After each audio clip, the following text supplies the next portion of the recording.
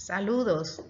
En los próximos minutos vamos a reflexionar sobre la idolatría, pecado opuesto a la sabiduría, capítulos 13 al 15 del libro de la sabiduría. Bienvenidos.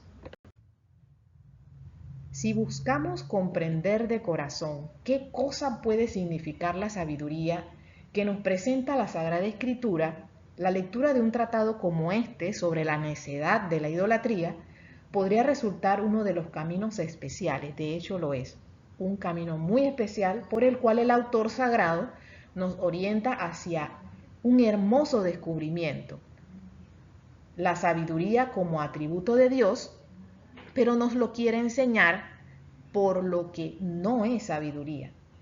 Este atributo divino se nos ha querido ofrecer a todos los seres humanos sin distinción, para encontrarse con nosotros en el camino de la vida. ¿Por qué está hablando sobre ídolos? ¿Qué circunstancias mueven al autor a hacerlo? Es precisamente la presencia de una idolatría e inmoralidad generalizada que circulaba alrededor de los judíos de la diáspora en Alejandría de Egipto, bajo dominación griega. Alejandría, esta ciudad, gran ciudad, lugar casi seguro de composición del libro. Esta idolatría provocaba deserciones del judaísmo y también persecuciones, tanto de las autoridades helenistas como de los mismos correligionarios. Los mismos judíos estaban desertando de la fe, pues se habían dejado fascinar por una cultura ciertamente superior, no así al respecto de la verdadera sabiduría. Esto es lo que les quiere enseñar el autor a aquellos a quienes destina su obra, la superioridad de la sabiduría de Israel frente a la sabiduría griega. Y el autor escribe con un estilo muy irónico, que va en aumento, progresa y se desarrolla hasta que podemos descubrir que lo que está retratado también por el autor es el mismo pecado en el cual Israel ha caído durante su largo recorrido histórico. Es una autocrítica de lo que sucedió en la historia del mismo Israel, pero a la vez es un intento de proponer a los griegos, a los paganos, la superioridad de esta sabiduría y la oportunidad de unirse a la fe verdadera, la fe en el único Dios. Así que esta crítica de la idolatría es verdaderamente un juicio condenatorio increyendo, es decir, se va intensificando más y más según las categorías de personas de acuerdo a la religión a la que se adhiere. Tenemos entonces esta crítica con tres partes fundamentales en las que se divide y que están distribuidas a lo largo de los tres capítulos, pero no de manera homogénea. Una parte es más larga, otra medianamente corta, otra muy corta, pero son claramente identificables. La primera parte es la crítica del culto a la naturaleza. ¿Se acuerdan? Los griegos consideraban como principios, como origen de todo lo que existe, a los elementos. Por ejemplo, el fuego, el aire, viento, el agua, la tierra, etc. Así como también adoraban al sol, la luna, las estrellas, las órbitas astrales y demás. Por eso, nuestro querido autor les llama a ellos vanos. En la segunda parte tenemos la crítica del culto a los ídolos.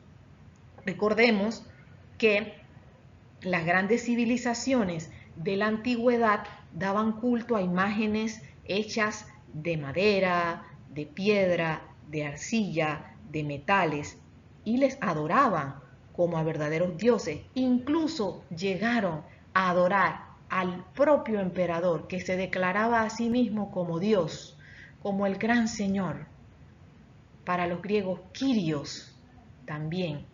Entonces, por esto mismo, nuestro autor les llama a todos los que les adoran desgraciados, una palabra sumamente peyorativa, pero es ese celo del gran sabio de hacer comprender que la verdadera sabiduría está en conocer al único, al que es.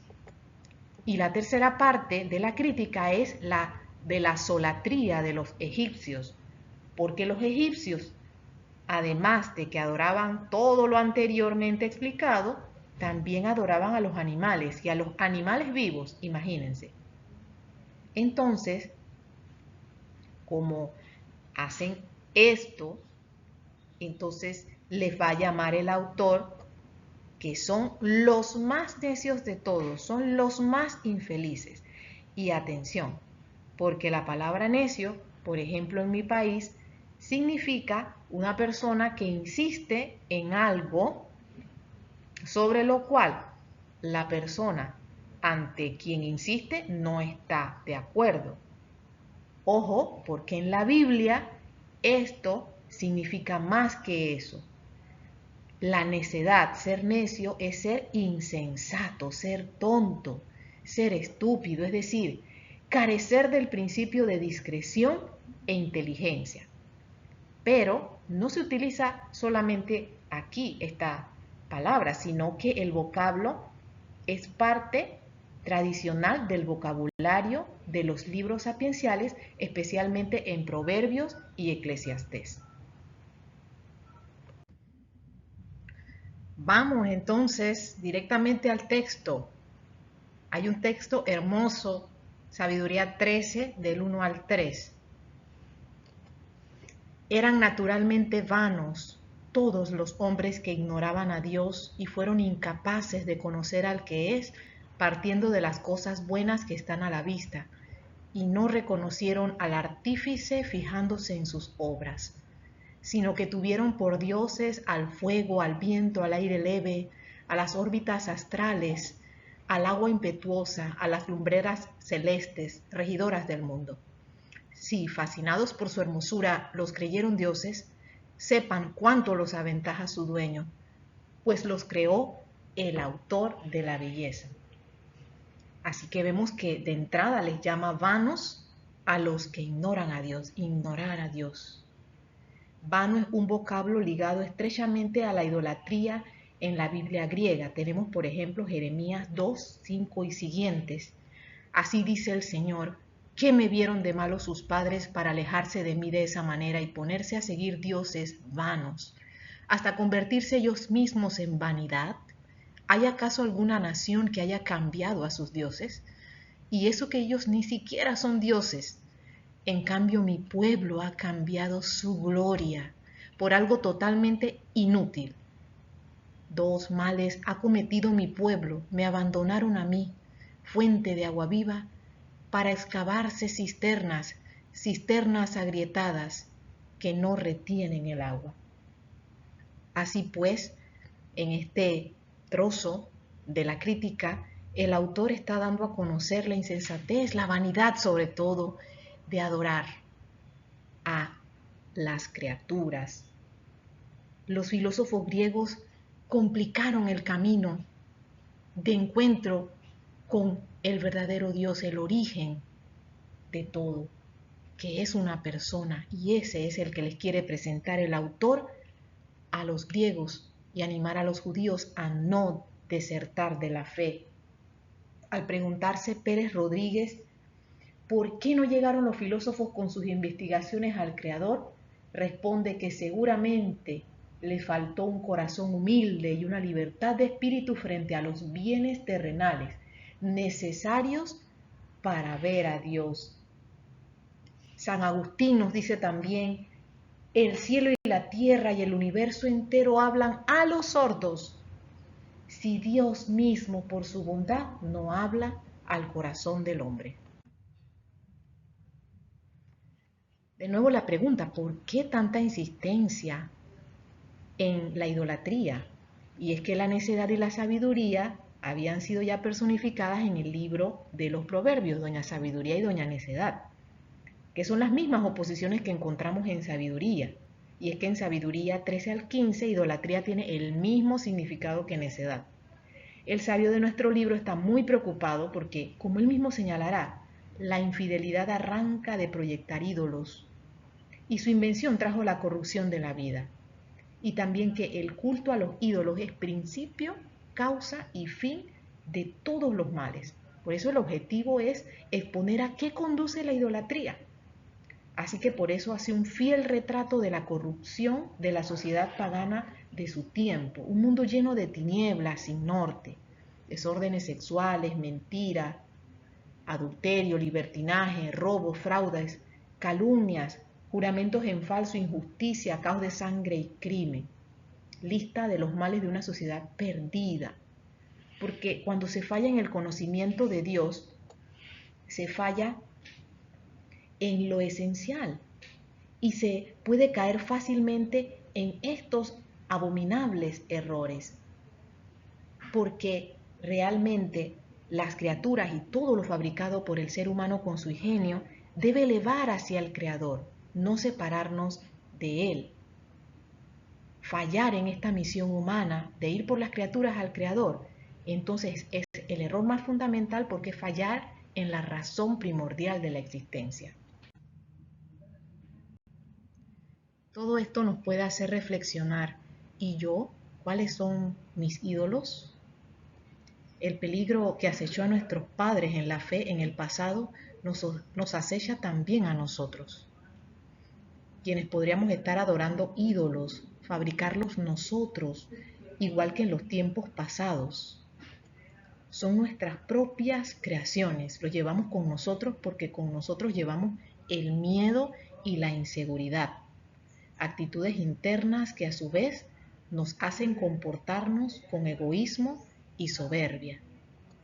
En definitiva, igual que antes, esto es lo que hacemos cada vez que hemos perdido el norte y centro de nuestra vida. Es lamentable, dijo un autor, Monseñor Gay, ver que el medio viene a ser obstáculo, que la comida se convierte en veneno, que las criaturas vienen a ser un peligro, que lo que nos debía mostrar a Dios es precisamente lo que nos lo oculta, que lo que nos lo predica nos lleva a olvidarlo, que lo que comenzaba a dárnoslo nos lo hace perder decididamente. Así que finalmente en Sabiduría 15 del 1 al 3 el sabio hace una sencilla pero muy profunda oración. Es un firme propósito, un deseo, más que una certeza, porque su larga experiencia de ser pertenencia de Dios le da a Israel un conocimiento y convicción de que tiene que testimoniar su fe monoteísta en medio de los paganos. Es un conocimiento que no es algo teórico, es sobre todo una orientación total hacia Él, una relación de alianza y amistad con Dios, que ahora en el libro de la sabiduría forja una promesa que supera con mucho aquello que le había sido prometido a nuestros primeros padres en Deuteronomio 30. Tierra, prosperidad, descendencia. Es una evolución revolucionaria del pensamiento religioso israelita porque ahora Dios promete la inmortalidad. Ya en el capítulo 1 dirá el libro de la sabiduría, la justicia es inmortal. Y en el capítulo 5, los justos viven para siempre, su recompensa está en manos del Señor. Y el Altísimo se ocupa de cuidarlos.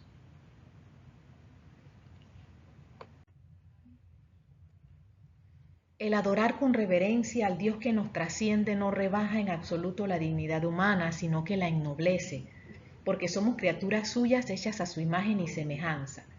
Por eso el hombre se degrada al postrarse ante un objeto, ante una criatura, una persona que quiera ocupar el primer lugar que solo debe ocupar nuestro Dios. Nosotros queremos ser fieles, por eso vamos a rezar con el sabio que dice en los capítulos 15 del 1 al 3.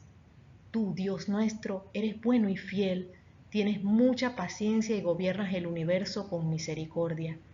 Aunque pequemos, somos tuyos, acatamos tu poder, pero no pecaremos sabiendo que te pertenecemos. Conocerte a ti es justicia perfecta, y acatar tu poder es la raíz de la inmortalidad. Palabra de Dios, te alabamos, Señor.